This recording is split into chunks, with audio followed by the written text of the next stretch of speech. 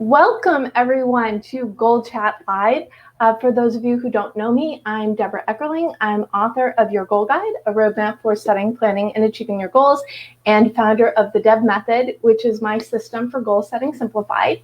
And every Sunday night, I lead the GoalChat Twitter chat.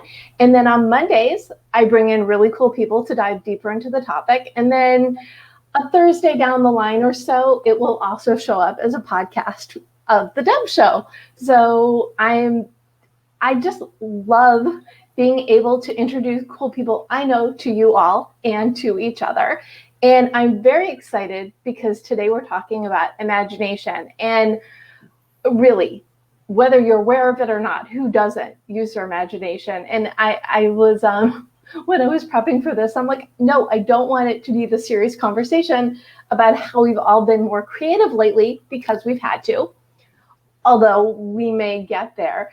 But sometimes imagination is just kind of fun. It's how we explore and discover things. And so that is what we're talking about today. And I've got such a great panel for you.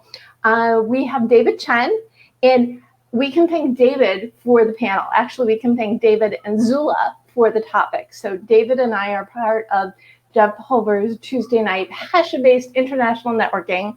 And imagination came up a few weeks ago, and I said, ooh, Goal Chat. Ooh, David, be a guest, please, please, please. Thank you. So here we have David, who is co-founder of AngelVest. We also have Brandie June, who is one of the last people I saw in real life because she moderated a panel I was on at the West Coast Writers Conference back in February/March 2020, like I have to say the year. And Brandie's book, Spun, is, I mean, every time I see her in my feed, I'm like, wow, this is so cool, so creative. I have to have her on this topic.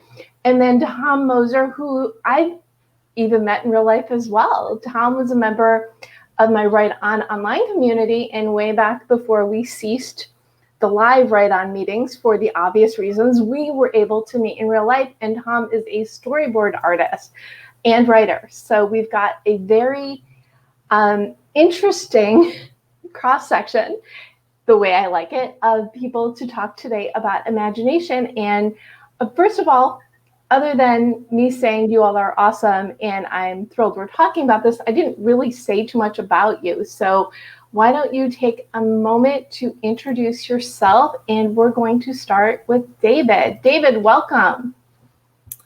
Thank you, Deb. Yeah, this will be a fun panel. For me, I've been an angel investor for over a decade.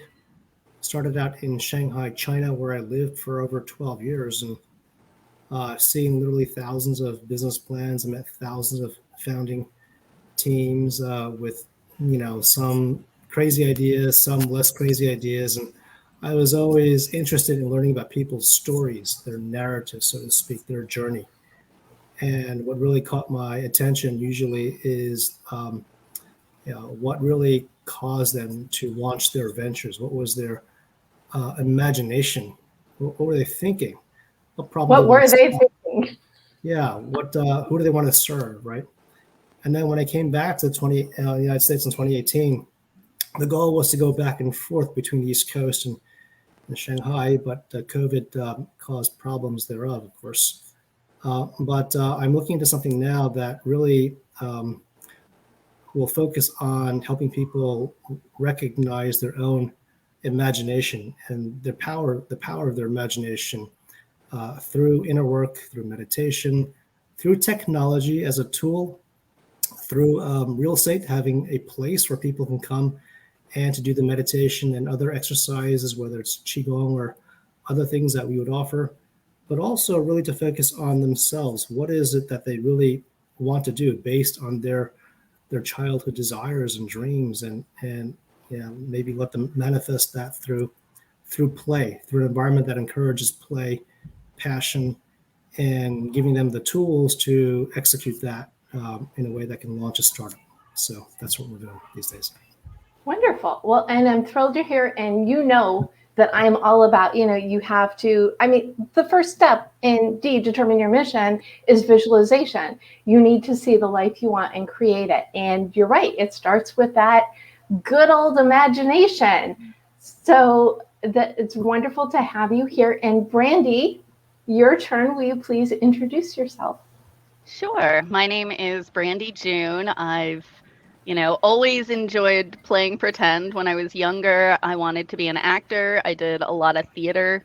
When I was younger, I came out here to California, to Los Angeles, and got my bachelor's in theater from UCLA, and did that for several years, and was realizing it wasn't quite paying the bills. So I went back to UCLA and I got my MBA in entertainment marketing. And during the day, I am a marketing director for kids' films, animation, a lot of anime. And as enjoyable as that was, I wanted something that was also creative, that I really enjoy in my marketing role, being able to share stories, but I also wanted to create my own story. So I got back into writing and really enjoyed being able to tell the story. So I do, I've written several novels. Spun's the first one that's been published, several plays, and just really, enjoy creating another experience for a reader or, a theater goer. Well, I feel like experience is kind of like the buzzword. Why do we use our imagination to create experiences, to draw people into worlds that exist in our minds, and then eventually on the pages or within animation? Transition. Tom Moser, welcome. Thank you. So I'm a storyboard artist. So I draw, essentially design the shots that you see in TV shows. So I currently work on the show Duncanville, which is on Fox. And prior to that, I worked on a show called Big Mouth that is on Netflix. And that's it. So we get it, you get the script pages and you have a blank canvas on which to create the scenes that you see in the show. And that's my job. And so how does someone go this path of storyboard artist? Is this something that you dream about when you're a kid? Yeah, I mean, the way I got into animation actually is, I basically have drawn my whole life, and, drawing cartoons, comic strips. I was into movies, so I've also done, some live action work, worked in visual effects, and animation. What's great about it is that it combines all of the things that I love. So it combines storytelling and writing. It combines character design and animation, editing, cinematography. All of those things, are the things that I get to do every day, designing shots. So it's really a perfect job for me. Well, I love how you said I get to. Yeah. Because isn't that really what we all should be thinking about? Is for work, is I get to do this. I get to create. I get to look into my soul and the things that I really enjoy and be able to put them out there for the world. So let's start with really the most basic question that probably doesn't need answering, but I'm going to ask it anyway. What is imagination? I know, very basic. And let's go beyond it. Not only what is imagination, but what is its value? And Brandie, why don't you start us off on this one? So I view imagination as really anything beyond your actual reality.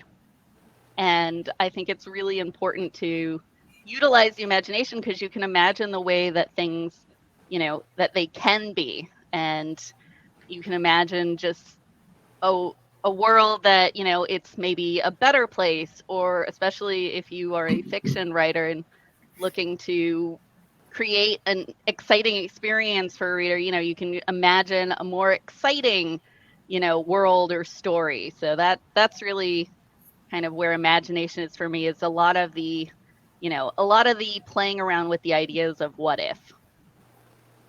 Well, we do like to explore. It's fun. We had Kathy, who was on a couple weeks ago. She's all about the improv.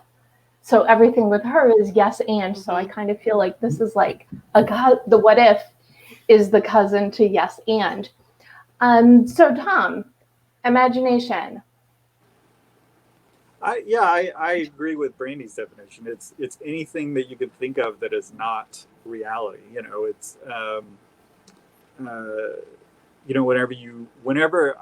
It's it's interesting to me because as a writer, and Brandie, you're a fiction writer, what you write, is what you see in your head, the story that you see, but the person that reads it sees something else. They picture that movie in their head, and it's something you never imagined. And that's just part of the fun. I have a 10-year-old, and I watch her she'll just pace up and, back and forth in her room. And I'm like, what are you doing? And she's like, I'm telling myself stories. And so she just comes up with all of these scenarios on her own, and then she'll sit down and pick out one or two to share with us. And it's just like, wow, I could have, never thought of anything like that. And it's part of what makes us human. I like that. And David, what is your take? Yeah, I agree with both Brandie and Tom, although I think it's more than just about what you can think of. I think it's also about what you can dream of. And I think we all always tend to think in the context or paradigm of what has been presented to us or what we've been taught in school and what is out there. But I think if you can imagine or you can think about or dream about possibilities that we haven't even encountered, then that is, I think, going inside yourself to figure out, well, what is it that your heart truly desires? And in the context of Hollywood, you look back at the Star Trek series back from the 1960s, and when Gene Roddenberry launched that show, people thought he was out of his mind. It's like, people in spaceships with technology and the holodeck, and it wasn't quite real. It was based on imagination. But look at where we are today, 50 years later. A lot of that stuff's become real, right? In the technology. Look at a lot of the themes of Star Trek were about politics and through the lens of Hollywood or racial issues. And look at where that's come today. We've evolved from 50 years ago. Or even in the realm of product development. I used to be a product developer for Honda Motor. And my mentor was the innovator of the airbag product, right? So he had a dream that a bag could pop out of the steering wheel to save people's lives. And who would have thought about that? What patterns did he learn in school to teach him that? There were none, right? So eventually he thought about that and he persisted, and somehow he had the persistence to launch a small project to make it into a product. And now, airbag saves lives. And my project was the navigation system. Also, back then it was paper maps. Well, why would somebody buy a paper map for $20 and use that to navigate versus your navigation device in your car? There was no market for it. So it is imagination that lets people think about products or content or things that are out there that ordinary people would not have thought about. So even when, for example, the iPhone, when Steve Jobs said, I'm going to launch a phone without any buttons on it, people think, well, that's not going to sell. That's going to be a crazy thing. But look at where we are today with smartphones. Which phones actually have buttons anymore, right? So it's about thinking out of, dreaming out of the existing patterns that we've been taught, and imagining what the possibilities may be to improve our lives, to improve our society. So that's what I think imagination is about. Wow. Okay, I will go with all of the above. But it's true. We can, and I mentioned at the top of this, a lot of the disruption that's come over the last year and a half is people figuring out how they're going to navigate their lives, their jobs, whatever, working from home. So what have you found that you've had to re-envision or realign in your own life? Personally, what have you used your imagination for practical purposes lately? David, do you have a good example on this?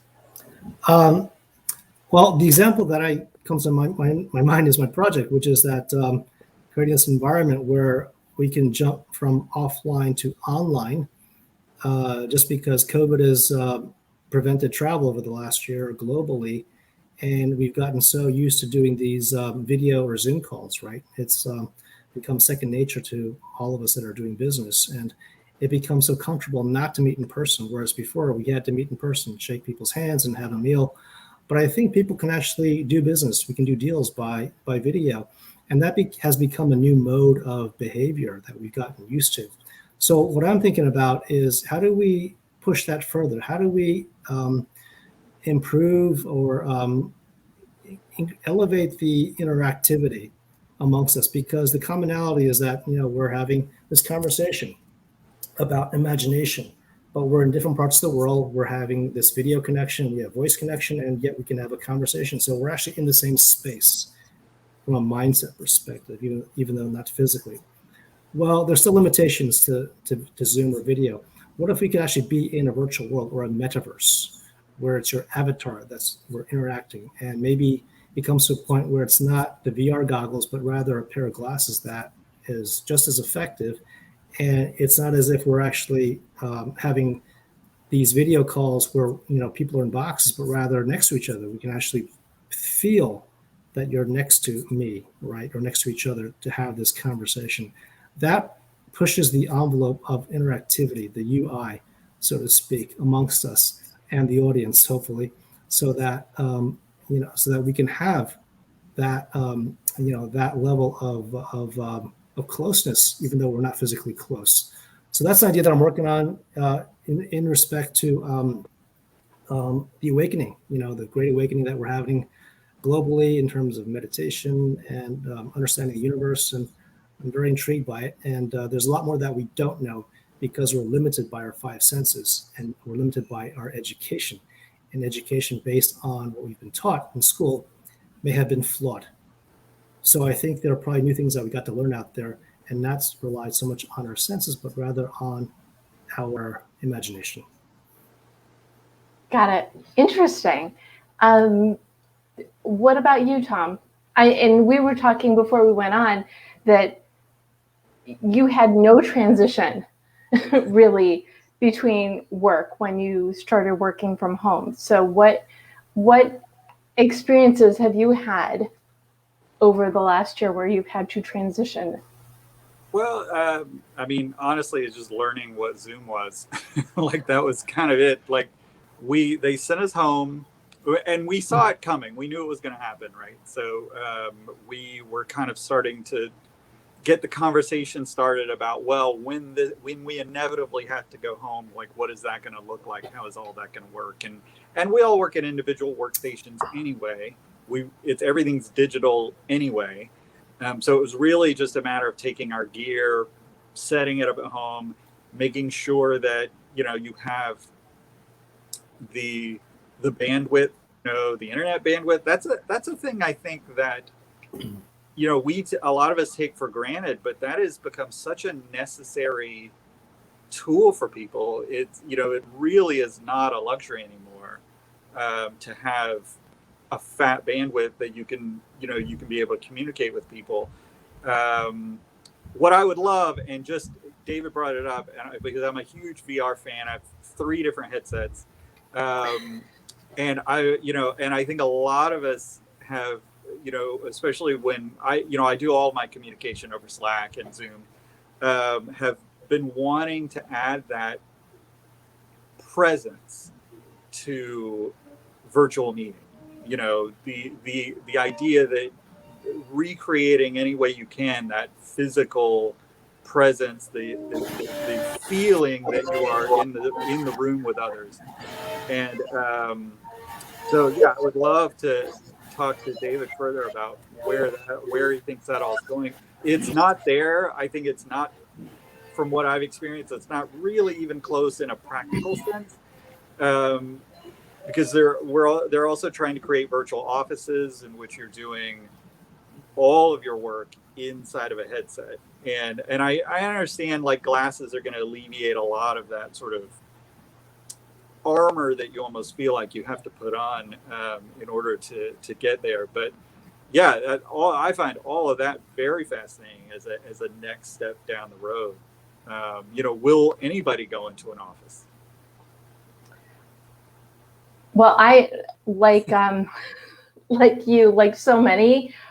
For me, I've been working from home for years, and my clients that are more traditional businesses are also the virtual. So I haven't had to physically go anywhere to work, other than my former office was the coffee shop on the corner. And the first one of those meetings I canceled was like, Deb, are you sure? I mean, I'm good. And I'm like, no, we don't take chances. We've got a phone and we've got a computer for those reasons. So for me also, it was seamless. But that element of that extra connection, if that could be made through VR or the simpler tools, that would be very, very cool. Brandie, have you had to be extra creative / use your imagination in adaptation over last year, or has it been seamless-ish for you as well? I wouldn't call it seamless. Our office, where I do marketing, did a great job of transitioning us to working from home. I'd say for myself, I really had to lean into a lot of my creative projects and my writing and use my imagination there to really expand my world during the last year and a half, where I feel the in-person aspects of my world and many people's just really constricted. I couldn't go to the places that I wanted to go. I couldn't see the people I wanted to see, at least not in person. And all of that was very stressful and, created a great sense of loneliness and a lot of loss that I think a lot of us are dealing with. And being able to have these escapes from, escaping mentally from my apartment to go into, if it was an art project I could get lost in, or, the story I was writing or something I was reading that could just take me somewhere else for that time, was kind of a really important way to balance, the constricted feeling I felt, doing so much as far as stay at home. A lot of the things that we're opening up now, it's a little more on the fence with the Delta variant. So even still, it's a little, it's not as intense as it was before, but it's still more intense than, We'd like it to be. 2 years than we'd like it to be. So, having those outlets have been extremely important for my mental health as well. That's so true. And I've made the August theme fun because we haven't had nearly enough of it, especially over the last 16, 17, 18 months. So when you're going into creative mode, do you have a process? Do you have like an on switch for your imagination? How does that work for you? We'll start with you, Brandie. It really depends what creative or imaginative project I'm doing and how much time I have. If I have 20 minutes to work on my novel during my lunch break, for example, usually it's just write as much of the scene you're working on as you can, and we'll fix it later. If I say have, half a day on a weekend to be working on writing, or if I'm developing new scenes, then a lot of times I will do things that help with the sensory experiences. So putting on, ambient noise or sounds or, music that would be roughly in the area that I'm writing. Something I learned from another author is if they will often light a candle that may smell similar to what they're writing, in the way of like, it's Los Angeles and it is hot most of the time here. So if I'm writing a scene where it's cold and snowy in the forest, having a pine scented candle or something at least kind of makes me feel similar to what that would be, even though, where I actually am is very different. That's interesting. I like the fact of the senses, because if you need to like tap into anything, you could just choose one and let your mind go down that road, right? It's really helped my my writing as well, because I found that the more I think about the different senses, the richer the stories, the richer the scenes I can create, that you're not just describing what you see, but also, what does the food taste like? What does everything smell like? What does it feel like? And it gives it a more um, an experiential read. Definitely. And I think it was Tom who was saying this before, it's something comes out of the creator's head, and then the person who's reading or watching will also be able to have their own take. It's almost like back when we used to only use phones, and you would talk to someone and you think you would know what they look like, and then you see them on a Zoom and it's like, you're not the same. Oh, and then they talk, okay, it's the same person. So just a minor, a little microcosm of that is just the way that we perceive people versus reality, and what is that leap from one to the other. So Tom, what is your creative / imagination process? I mean, it never really turns off. I think probably a lot of creative people are like that, where it's just like, oh, I wish I had an off switch. Like, I wish that I could just, but I always have to be, and the shower is the worst, because that's where you come up with the ideas that you can't do anything about. And then I immediately forget them. But yeah, so I also write, and it's just a thing. You just have to I've got this thing that's sort of eating away at my brain. I've got to put that down. I've got an image or a drawing that I want to do, and that I just make notes.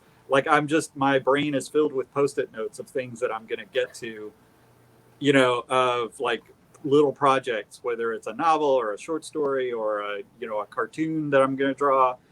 And and it just it just fills the brain. So for me, it's a matter of whittling most of that down. My process, for my job, I get a script page, and it could literally be anything. That first shot could be anything. And so they're telling you the setting and the characters, but where's the camera going to be? When are you going to cut? What are the characters doing? So you also have to be an actor. You have to be everything to that scene, and it's it can be a little overwhelming sometimes, but that's the fun part too. Again, there's that all important F word, fun. Yeah. So David, what about you? What sort of, and I know technology is creative, right? What is your process for getting into that creative imagination mode? Previously, it was a lot of iterative thinking. So I tend to be very left brain oriented. I'm trying to shift that to right brain. But historically, a lot of kind of going through iterations of various scenarios and analysis and running the numbers. And then in the recent years, it's really about kind of feeling into it, which is counterintuitive to how I typically would think. But one thing that I found to be extremely helpful over the past year, given COVID, but also the numerous interactions that we've had because of Zoom, is that I think creativity and imagination become much more powerful when it's done in a group of people that are not exactly like-minded, but within the same kind of range of resonance or frequencies. And then if you can get along and the conversation just builds upon itself, what I've noticed is that if you get a bunch of people in the room that are kind of experiencing what they do, then it's beyond just discussing ideas, but really it is creating new ideas, because new ideas always come out of that conversation. Just for example, now we've got, Deb, we got Tom, we got Brandie, we got myself. If we're to place any one of us with somebody else, the conversation would be different, right? be slightly different or much different. I'm not sure how, but it's because of that energetic resonance that we have amongst each other that would change the outcome of conversation, and perhaps different ideas or content would come out of that. So that's what I've observed over the past year by working with my team and people that are close to my project, is that we get ourselves in a Zoom call like this and having magical ideas come out of that after 30 minutes of conversation sometimes.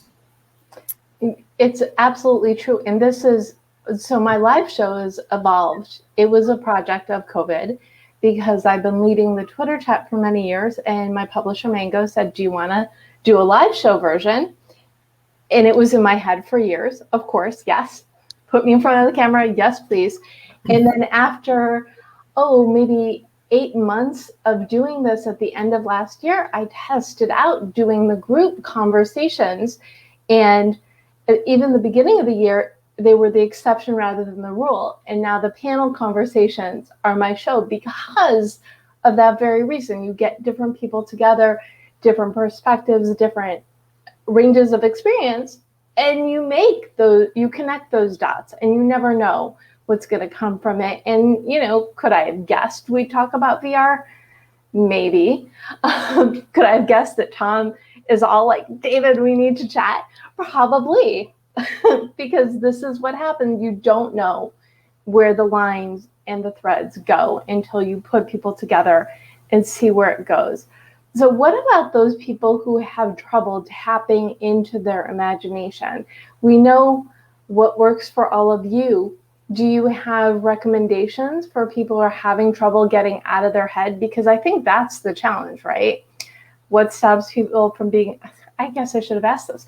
What stops people from being imaginative? And what can you do to help them out of it? David? I think when people are caught in a rut or stuck, whatever you want to call it, I think it's based on thinking about the past, thinking about patterns that typically work, and if it doesn't work, they just kind of keep going at it harder. And that, I don't think that's the way to go about it, because imagination is always about thinking outside the box, trying something new or discovering something new that you haven't tried before. And one thing that I've tried that works for me is being more still, being more meditative through meditation, actually. And I find that some things come to me afterwards, maybe not during the meditation itself, but because if you stick with it and are consistent with it, then kind of new ideas kind of crop into your orbit. So it is about breaking old paradigms, breaking old patterns, and opening yourself to possibilities versus a prescribed notion of how a process should work to get to an outcome. So is by my asking what people can do to be more imaginative, is that a counterintuitive question? To say, because you can't just say do this, right? But you can, I like what you said about people get stuck, because if you're not moving forward, it's not moving backwards, it's standing still, but it's looking in the rearview mirror, right? So meditation, break your patterns, do what you need to do to kind of get out of your own way. Correct. Get out of your own way. And also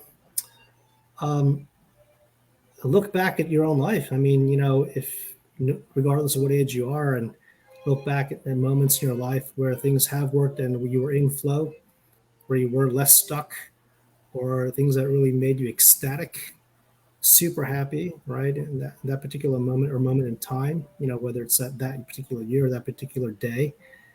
And I always tend to look back and say, well, what worked then? What were the pieces at play that allowed me to feel that way? And if I felt that way, then I guess it's part of my journey to be on that path, right? And then, if you come across an obstacle, if you're stuck, that's part of the path too. And you're supposed to learn something from that. That's what we've been told. And if you can learn from that, then there's always a way out, and it's only a moment in time. It'll pass, right? Stuck is only a moment in time. It'll pass. I like that too, because it's really sometimes writer's block. I frequently tell people to always have, what's the Hollywood line? Multiple projects at various stages of development. It's always good to have several creative projects, because if you do get stuck on one, you can jump over and move the other forward. And that might also unjar something from your brain. So, Brandie, what do you think keeps people from being innovative, imaginative, creative, and what can they do to break through those boundaries? So I'd say my advice is a lot of it's focused towards writers, but hopefully it's more useful universally. But what I find is a lot of times writers, especially writers earlier in their career, get stuck trying to make sure everything they write is perfect. And they end up continually revising the same small section and don't get to the entire piece, or don't get to see, really what happens next. What is the big pieces of the story, because they are so worried that, what they're doing is messy and not perfect. And so in my case, giving myself permission to write a super messy first draft that I don't have to show to anyone, but I just have to get the words out there. NaNoWriMo, which is National Novel Writing Month in November, which challenges people to write 50,000 words of a first draft in the month of November, is a great way to force yourself to put that internal critic aside, because you just don't have time for it. And you just have to get the story out. And I think allowing yourself to get out something that's not perfect, something that's messy, is a great way to really spark, just focusing on the story instead of worrying of like, oh, is the nuances right? Because you can go back and edit later. So I found that that's a great way to spark it, looking at different kind of writing prompts that might have you thinking about a story from a different angle might also help to spark an idea. I'm so glad you mentioned NaNoWriMo, because it was many years ago that when I first discovered it, I was like life-changing, because for the same reason you mentioned it, people get so stuck. They have dozens of first chapters of the book that's never going to get finished. They're perfect, but they're all sitting in a drawer. And again, only the first chapter. And I love Nano because, and you can also cheat. I mean, it is for writing a 50,000 word novel, and there are places to interact, but you can be a NaNoWriMo and write different things, but giving yourself a time limit and work on the creative thing really does help. You were going to say something else? Yeah, I was going to say, actually, Spun started as a short story I wrote during Nano one year, where I was being a Nano rebel and I didn't have an overall idea for a book that I wanted to write. So I gave myself the challenge of writing a short story for every letter of the alphabet, and each letter would stand for something in mythology or fantasy or fairy tales, because I love that stuff. And I didn't get to all 26 letters, but for R, I did write a short story on Rumpelstiltskin, flipping the script as far as what it would look like if he was the hero, which initially inspired Spun, which is a Rumpelstiltskin retelling. Well, there you go. You never know where, when you think outside the box and outside the head, or give yourself a deadline and no possibility of editing, you really don't know where your imagination can take you. So, Tom, same question. What stops people, and how do you kind of kick them out of that rut? That exercise that Brandie just mentioned, that's fantastic. Like, I think a lot of things along those lines. I think it's truly not a lack of imagination that people have. I think it's a lack of recognizing what is an idea. I think there's a lack of confidence that people have in throwing out ideas that they have that might be something. And, and I'm like, look, man, somebody made Sharknado. Like, that was an idea. and we all know what that is. We've if you haven't seen the movie, but you know what it is. Like, every idea is worth something. It's really about the execution. And I think related to what, the field that David works in and Brandie, whether it's writing or it's inventing things, it's recognizing what is an idea. Like, how many of us are, living our lives with one little problem that we just live with, and we don't recognize that, oh, there's an opportunity to fix a problem that probably you're not the only person, whether it's something like getting that last bit of toothpaste out of the tube, and somebody invented a thing that takes care of that for you. And there are, obviously bigger examples, like I can't think of any right now, but there's, everybody has, we all sort of overlap with these problems. And when you can recognize what is an idea, the people that I sort of really look to about that are stand-up comedians, because stand-up comedians look at the world that you and I look at, and they just pick things out that are funny that you just never thought of. And they take that little idea and they turn it into a thing that is that's a story that we all relate to. That, the best stand-up comedy are things that we all recognize. We just never recognize them as funny. And I think that, imagination is like that. It's having the confidence in an idea and being able to do something with it. I've talked to, I am in a writing group, and you talk to writers and I'm like, well, I don't have any good ideas. I'm working on this little thing. And, and one friend of mine was like, oh, it's about a girl who builds a dream catcher and she accidentally catches this thing. And I'm like, that's a fantastic idea. What are you talking about? Like, but they don't know. And I'm like that, so yeah, it's not a lack of imagination. I think it's just being able to recognize where those ideas are in this noise that's inside your head. So getting rid of the clutter and saying, ooh, shiny object idea. Shiny objects aren't just for looking at outside your head. They're in your head. And when you can recognize them and go with it, you're golden. Ha! Gold's fun, golden. Well, I love Brady's idea. Like, those exercises are so fantastic, because what those exercises do is they help you give organization to the noise, right? Like, those ideas are all there in your head, and this gives you a framework and a structure to kind of hang them on. Yeah, and they weren't even close to the finished piece.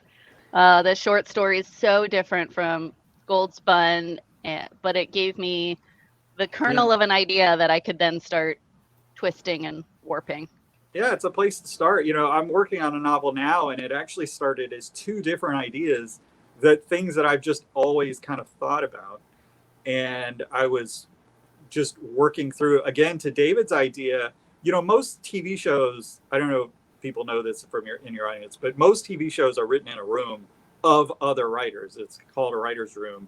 And that's the whole point of the writer's room, is that ideas like that are better. You pull more out of a group dynamic than you would just a writer going off, sitting in a room by themselves, writing a script. In particular with comedy, because comedy has to work, in a group. Like, it just, you have to get the laughs. And so the only way to really do that is if it works in a group, then it works. And, so just me being able to talk to a group and not even necessarily get feedback, but just sort of speak out loud and sort of read the room a little bit, I was able to combine a couple of ideas, into a story. And so that's my new project. And that also works in the context of startups too. That's why incubators have been so popular over the past decade. And, basically it's like you're in a room and, every startup gets its own desk, and you get to walk over to the next desk and compare notes and brainstorm and whatever, and new ideas come out of that. And to Tom's point earlier about noise, I think we're always bombarded with noise at any particular moment. And for me, it's about discernment. How do you discern between noise versus signal?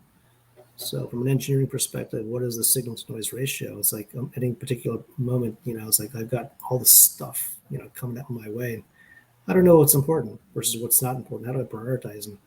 And then from that, pick the things that are really going to be relevant in my life moving forward.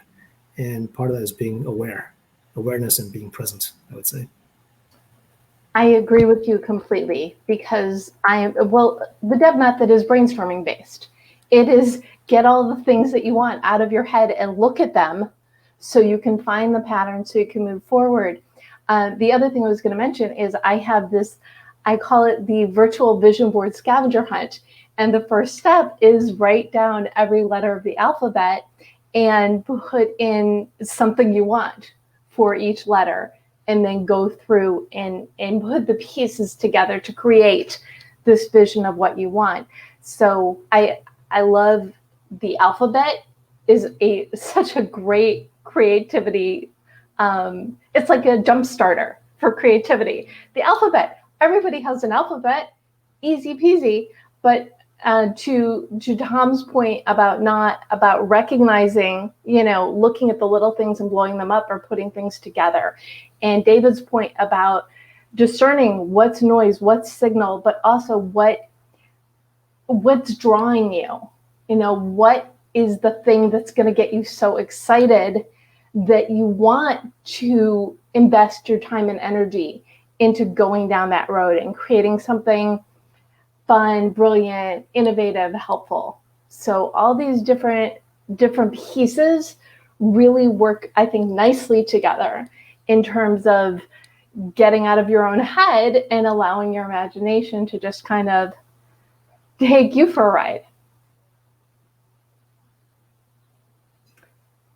So before we wrap, I think it's really helpful Before we wrap, I love to leave our audience with goals that are relevant to the topic. So, and we've already mentioned a whole bunch of things. So what I'd love to do is go back around, and I'd like you all to not only gift a goal for the people who are tuning in, but maybe set a goal for yourself, or it could be the same thing, to really heighten, really give your imagination a run for its money. And so, David, do you want to start us out? Well, I think the goal is to have a goal. And I think a lot of people don't. A lot of people kind of clock in, clock out. They're in these jobs that are kind of okay, or they hate their job, hate their boss, whatever it may be. And, that's their life. And they retire and that's it, they die. So that's no fun. So I guess I would say really take time and figure out what your goal should be. What is your imagination? Otherwise, you're working for somebody else's imagination and manifesting their dream versus your own. So I would say start out with your own goal in terms of what you want to create. Ask yourself what are you supposed to do? What are you meant to do? What did God give you? What did the universe give you that is unique to you? Because there's only one you out there. And what are your skills? What are your creative juices? What are some things you want to work on? What are your deficiencies? What do you need? What are the kind of people or resources would you need to put that together? But if you have that goal, if you have that sense of purpose for yourself, then everything will eventually fall into place. It may not happen overnight. It's a process. But as long as you have that clear goal, and hopefully it becomes clear over the course of time, then I believe at some point you would find the path to get there. So that's my advice. I love it because it's in complete alignment with my book, whether you realize that or not. And the reason that I wrote this is to help people embrace change, so it's by choice. Sometimes it's by circumstance, as we all have been through over the last year and a half. But my book came out 6 weeks before shutdown. And so the intention of the book, I know timing, was to help people look at the life that they want and make a plan to turn it into reality. So I couldn't agree with you more. It starts with looking at your life, looking at what you have and what you want and what you can bring to the world and choose the goal. So love the goal. Gold stars for your goal about goals. David, thank you. So Tom, what imagination goal would you like to gift our listeners? I would say, like, just building off of what David said, is that I think a lot of people kind of wait for that perfect opportunity to start a project. And also, what Brandie said is that, she's got 20 minutes in there, she's writing. And all it takes is 5 minutes. If you sit down and you do a thing that is towards your goal, if you want to be an animator, you want to be a writer, if all you have is 5 minutes in the day, then do it those 5 minutes. And and you've moved that much further ahead, and those 5 minutes add up. One of the things in the writing software that I have, it gives you a project goal, like a daily thing, and I put in the number of words that I wanted to accomplish by the end of the year, and how much I would have to write daily in order to achieve that goal. And it's like 190 words. That's nothing. Like, anyone could do that. Anyone could sit down and write 190 words in about 10 minutes. And so, whether it's, if you go outside, like wherever you go, take a sketch pad and a pencil and draw a leaf, draw a rock, draw, whatever it is, practice is practice, and all of that counts. That's it. Just always be doing it. I love it. Practice, practice. I think maybe I could draw a rock. You could, and you're not born knowing how to draw a rock. You just, you have to practice drawing rocks. Like, that's how you do it. I think I'm better off spending my time practicing making food. Okay. But I appreciate the incentive. But it's true. Little bits of time add up, and people forget that. And I love how you dialed it back to, 190 words. That's 1,900 words in 10 days. That's almost 6,000 words in a month. You're cooking. Stop stopping yourself. And Brandie, what goal do you have to gift our audience today?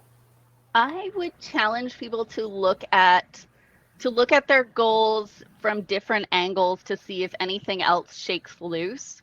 So even if it's not the way that you think you actually want to pursue something, looking at it from a different perspective. Like, if you're writing a story, what would it look like if suddenly the hero was the villain and the villain was the hero? Or, if you're working on an art project, what would it look like if you decided to do it in a completely different medium?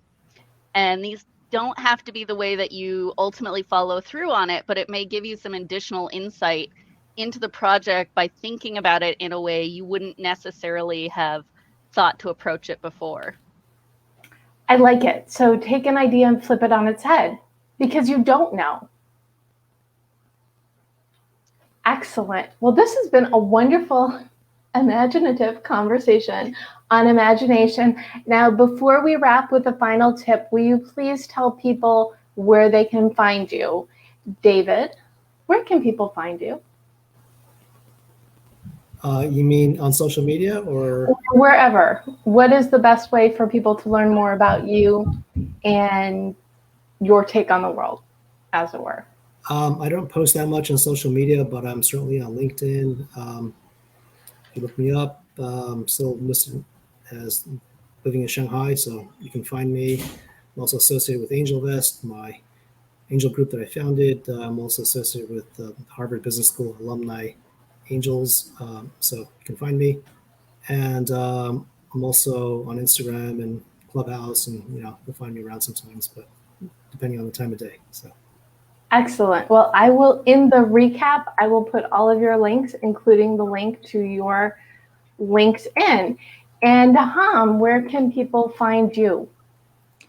I'm on Facebook as Tom Moser, and LinkedIn as Thomas Moser. Pretty easy to find if you want to look me up. I'm on IMDb. Well, that's always fun, Googling people, right? searching, I do it all the finding. time. Well, isn't it fun when you're watching a show and you're like, that person looks familiar, and then you remember, oh, I saw them like 10 years ago. It's just like mind blown, right? Awesome. Brandie, where can people find you? So my site is brandiejune.com, and that has links with all the social medias that I maintain, which are pretty active. Also, Spun available pretty much anywhere books are sold online. Fantastic. So I will put that link in as well. And I'm at the Deb Method everywhere. So you can go to thedebmethod.com/blog for the recap of this and all of my previous Gold Chats, and also to find the Deb Show podcast version. And you can also find your goal guide at your favorite place to buy books. The link to that is in the chat as well. So this has been probably the most logical conversation about imagination ever, which I love about it. What is one final tip you'd like to leave the audience with? David? Well, don't be held back by old patterns. Let go and set yourself free. I love it. Don't be held back. Let go and set yourself free. That's so important. What about you, Tom? Similar, yeah. Just believe in your ideas. Believe in, have confidence in them, and know that it's all about execution. But all ideas have value. Sharknado. All ideas have value. Have confidence. Perfect. And Brandie, final thought. For me, actually coming up with a structure and a format really allow me to be the most creative, which sounds a bit counterintuitive, but as I'm very busy, I work a full-time job and write. So if I have a set schedule of time that I am setting aside for my creative pursuits, for my imaginative pursuits, I actually find that I feel more relaxed when I'm working on them and have more ability to just let my imagination wander than if I, don't know that, okay, I'm going to have this amount of time set aside, or, I'm going to create an outline first so I don't have to worry about everything that's going to happen. So, I think it's finding the process that works for you. Absolutely. And I'm a huge fan of setting appointments with yourself. And they can be those 5-minute appointments Tom talked about, or the 20 minutes, or the couple hours. But to have it's know thyself, figure out what works for you, and do more of that, which is basically the lesson for anything, to be that self-aware, but also value your time as you value everybody else in your life's time. Commit to yourself and let your imagination run wild and see where it takes you. And thank you so much, David Chen, Brandie June, and Tom Moser, for discussing imagination today with me and the Goal Chat audience. Again, I'm Deborah Eckerling. Thank you all for tuning in. And you can catch me for Goal Chat every Sunday night, GoalChatLive every Monday at 4 p.m. Pacific, and basically everywhere at the Deb Method. And remember, as you're figuring out your goals, as you're getting in touch with your imagination and figuring out your path, just remember, you can do it. Thanks, everybody.